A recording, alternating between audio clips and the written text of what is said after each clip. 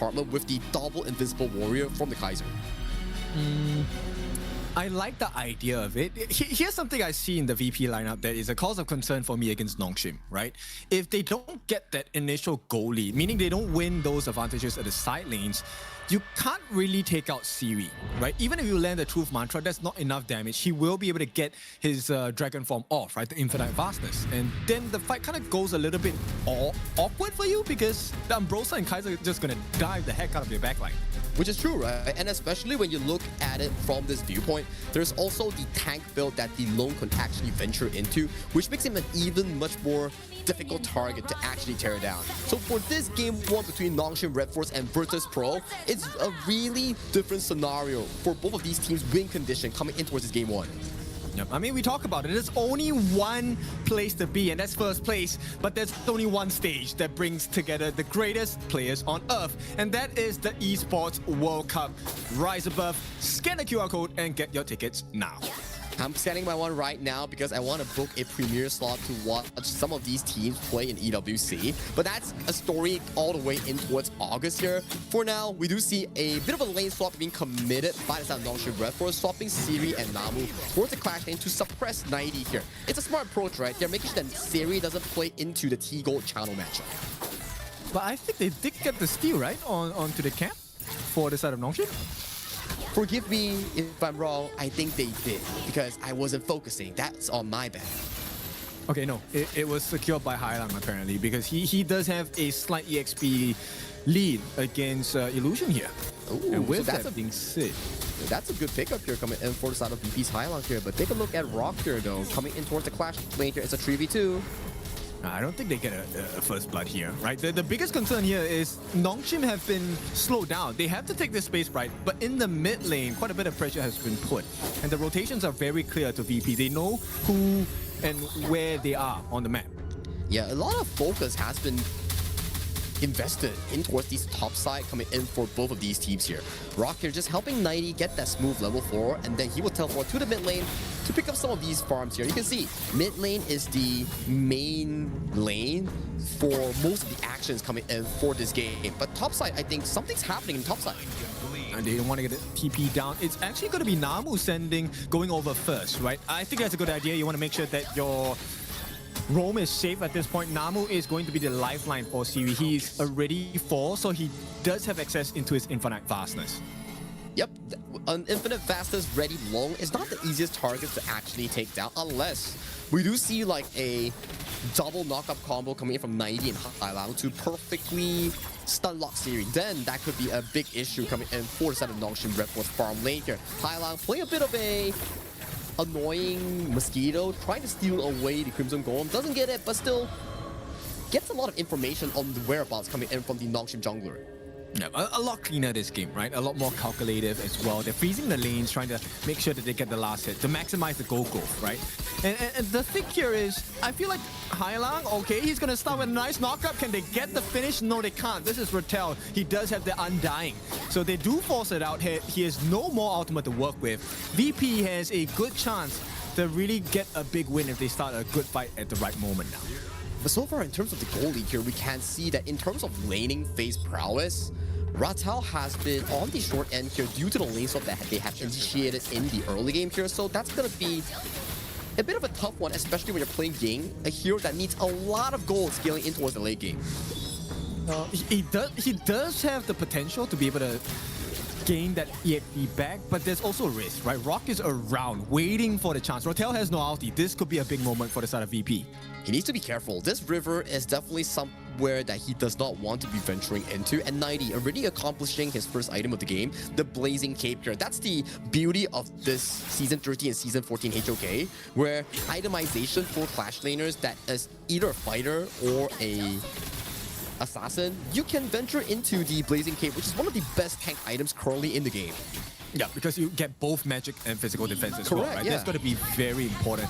Now, timing-wise, Nongshim seems to have gotten the better exchange and a better prior position at this point in time, but the damage is not there yet. Rock will visit this. They're looking for the potential steal. Can they get it away? It is going to be stolen. Rock gets it, and there is no punishment. A crucial kill theft coming in for the side of VP. Any more to happen? They're going to try and go into Rattel. Rattel does have his ultimate at this point of time. Can he turn this around? It's not going to be sufficient. And VP, they walk away the winners. Very clean spell one spike here coming in from Rock to get the better execution on towards the Tyrant here. We're not even forcing a fight. They're solely playing based on stealing objectives, stealing camps away from the enemy. VP currently sitting on a comfortable 1,000 goalie at almost the 5th minute mark here against Nongshim RedForce. I think the biggest thing is Hailang has a level advantage, right? It's all about Hailang. If Hailang gets a knockup into Siri, that potentially could be disaster for the Loom. It could be, and we can see a lot of focus has been invested by Virtus Pro to get this top lane tower push, and with no contention coming in from the Nongshim lineup, this seems like a free tower with no answers at all from NS. Yep, they can't do it, right? Siri can't take that bot T1 as well because Tigo's already on his way there. There's going to be a pillow fight in the middle. Rock against Haku. Tank versus Tank. Hang on, Haku is forced to use his ultimate. The refresh does come in. He needs a little bit more life steal. Haku will have to play a little bit safer. Knock up from Hailang. Unable to find the finish because that's still in the duration of the second ultimate from Haku. So VP walk away. Nongshim unable to be punished. But that's still a lot of damage here coming in from the side of VP here. Slowly but surely pushing that goal lead into 2,000 right now against Nongshim RedForce here. Haku is tanky, but how much can you realistically tank here in terms of the damage department in this early phase? I don't think Nongshim even had enough damage to really take that Rock. Yeah, Siri, he's not exactly behind on the farm. Raquel as well, but I'm just concerned for the damage because right now it's looking like Hailang is the game changer in the team fights. Hailang has been really active in some of these plays. He's really daring in making these aggressive real engines here. And you can see, in terms of map control, there's no trades coming in from Nongshim RedForce. These towers are just simply going into the favors of VP, but Haku finds a beautiful engage onto T-Goal. He's gonna stop, but here comes the backline. 90 as well, looking for the defense, pushes him away. Very nice usage of the ulti as a deterrent. In the meantime, the Azure Golem is already being taken by Rock. He gets it away, and still, Nongshim find no punish. Nongshim is just being tailed around in this game. They're following every single one of VP's rotation, but VP, even after that play, Tigo still has flash. 90 was really clean on that, but talking about 90, he does get picked off in towards the bottom lane here. Illusion and both Siri catches him off guard. That has to be a consolation prize. Now, First Blood's usually pretty worth it, but for this one, this is more like a claim back into a way into the game, right? Because they will be able to claim off that T1 at the bottom side as a prize for taking out 90. Yeah, very clean game thus far coming in from both of these teams, just playing towards their important item markers here. So I do believe the next big fight that we might be seeing maybe time around 10 minutes when shadow objectives start to spawn on towards Gorge. But that will be game breaking for sure, right? It's still a 1,000 goalie going in favor of VP, and even with a tower trade. So this is going to be really interesting. Now, Nongshim, what is the win condition here? What are they looking for? Series and Reptile's late game here and banking on Haku being this indestructible monster going into that late game marker. So that's the team fighting essence that they are trying to play around Siri and Rattel. If they hit the late game, maybe that's their shot of opportunity in making it big here. But Invisible Warrior popped by Haku here. He's trying to go in. You have the anti-user coming down as well. Rock is looking pretty strong. 90 unable to find the finish onto Siri here. Means they have to turn tails and run. Rattel gets the first kill onto Tigo. This is looking fantastic for Nongshim. They might not have the early game, but they can definitely come back into this. Rock needs to run for his life. The heals do come through, leaving Hailang all alone. This guy has to be taken out, right? Can they finish the job? They will. No, Namu. Yep, he's out as well. VP survived with just one death, but it is T-Gold, and 90 tries to make a big trade here by taking the T1 in the mid. Doesn't get it though, but still, Rattel with a proper flank, finding T-Gold in towards the backline here. I need a replay here. What chunked out T-Gold so hard in allowing Rattel to get direct access towards the backline here? If I'm not mistaken, it was Illusion's Destructive Deluge and that flow of sight that actually caught T-Gold off guard here. Okay, and now Namu gets the last hit onto the Tyrant as well. So that's a 1-for-1 in terms of objectives. But yeah, you were talking about it, right? We need Rattel to be that driving force for the side of Nongshim, and he did make that work. He got the kill on T-Gold. Yeah, and this is starting to look like a heated battle between the two teams here. Neck and neck in terms of goal lead here. That 10-minute mark in this Shadow Tyrant is gonna be a nice one to watch. And so far we see Rock going in with that spell one, dock on towards the enemy here. Both junglers trading their ultimates here. The refresh will be coming soon from the Dolian.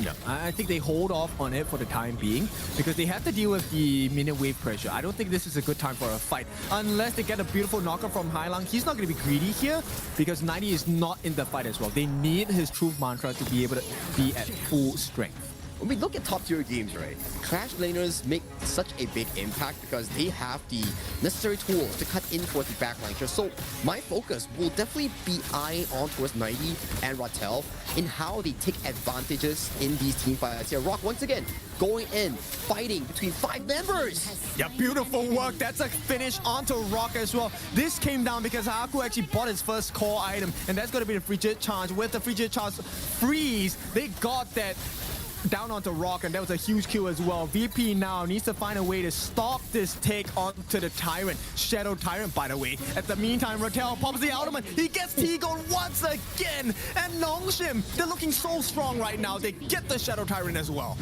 Rattel is looking on fire this game. Although playing the reactive side in the early game, he's been fighting pickoffs after pickoffs, especially on towards T-Gold. And right now, with the Shadow Tyrant secured in towards the pockets of BP, this game is starting to shift towards the favor of Nongshim RedForce in this big game. Definitely. It's a 2k gold shift as well. T1s all across the board on the side of VP have been taken down. Looking for the jump in from the side of 90, but he's going to follow. Siri gets the kill on this as well. Another one onto Hailang. It's not looking good for VP at all. This opens up the doors for the T2. Instantly melted down. Now the next target. Do they want to take this T3? They are definitely eyeing on towards it right now. 5v3 in favor for South Nongshim RedForce. This tower will be an additional win in towards their pockets here. Haku and Rock trading ultimates here. Nongshim came what they are looking for, and right now they are taking the back and looking to further reinstate themselves with the upcoming objective, the Shadow Overlord. We were asking, right? Okay, are they gonna pull some punches? And I felt like they were going to, but this Nongshim, super quick. They were blitzing VP. It was one big fight, and they took it all the way to a T3 take in the span of 2 minutes. Yeah, it was really phenomenal stuff coming in from Nongshim RedForce. From mid tower to Shadow objective, this all started with the pickoff coming in from Haku on towards Rock in that mid lane river, isolating Rock into a 1v4, which allowed Nongshim RedForce to pick up the objective for free. And to add on towards that, Rattel, every single big fight has been successful in assassinating T-Gold. Yeah, Rattel has taken this personally. I think a lot of people are asking, this new Nongshim, what does this roster entail? Do they have the synergy? And Rattel is, you know what, I've been here and I'm going to be showing you that it feels like I've been here since day number 1. And Rattel has definitely fit into the composition here once again, putting pressure. Now, the Crimson buff going to be placed into the hands of Siri once again. And with the Shadow Overlord summoned at the bottom, VP, they're looking like it's going to be a tight space. Yeah, back to your point on towards Rattel, right, kid?